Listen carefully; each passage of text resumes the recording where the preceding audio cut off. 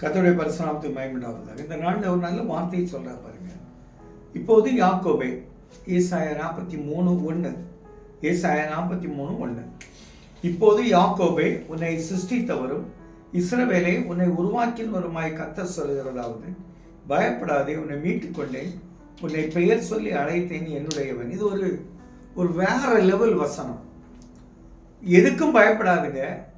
யாக்கோபா இருக்கும்போது கர்த்தர் உன்னை சந்தித்தது உண்டானால், இஸ்ரவேலாய் மாற்றும் போது 2 பரிவாரங்கள் கொடுத்தது போல நீங்க பயந்த போது ஒன்றும் கிடைக்காது. பயப்படாதமா தேவனை மட்டும் சார்ந்து இருந்தீங்கன்னா 2 பரிவாரங்களோடு நீங்க இந்த பூமியில பலத்திருப்பீங்க. அழகா சொல்ற பாருங்க.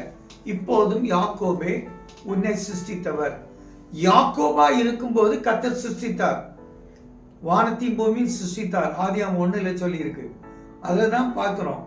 ஆனால் அவர் உருவாக்கினது ஆதாமை. இதெல்லாம் சிருஷ்டிக்கப்பட்டது, ஆதாம் உருவாக்கப்பட்டான். இதே போல இங்க என்ன சொல்லியிருக்கா பாருங்க.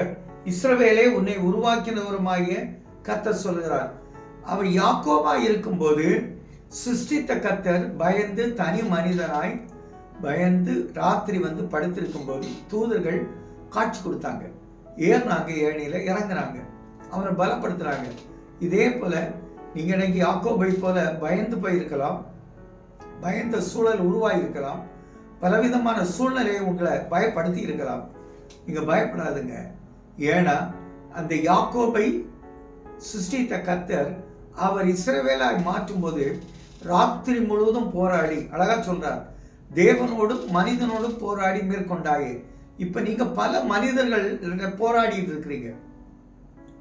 சர்ச்சில், சபையில் இருக்கலாம், அலுவலகத்தில் இருக்கலாம், பள்ளிக்கூடத்தில் இருக்கலாம், காலேஜில் இருக்கலாம், எங்க வேணாலும் இருக்கலாம்.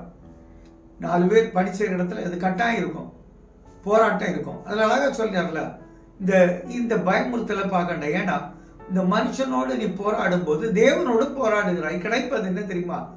1+1+1 இல்லை, இங்க 1+1+2. அழகாக இருக்கு. 1 -1னாலும் 1 தான். இதுதான் சரித்திரம், நமக்கு தெரியும். நான் என்ன சொல்றேன், அழகா சொல்லி இருக்கிறார். எதுக்கும் பயப்படாதுங்க.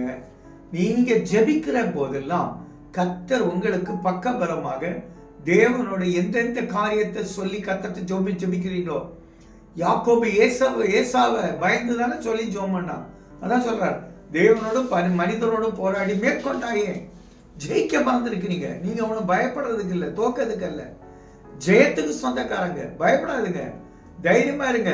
கர்த்தர் உங்க கூட இருக்கிறார். இந்த நாள் வேல்யூபிள் நாளாக இருக்கும்.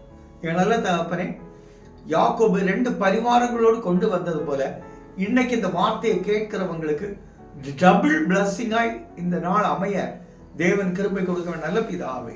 ஆமென்.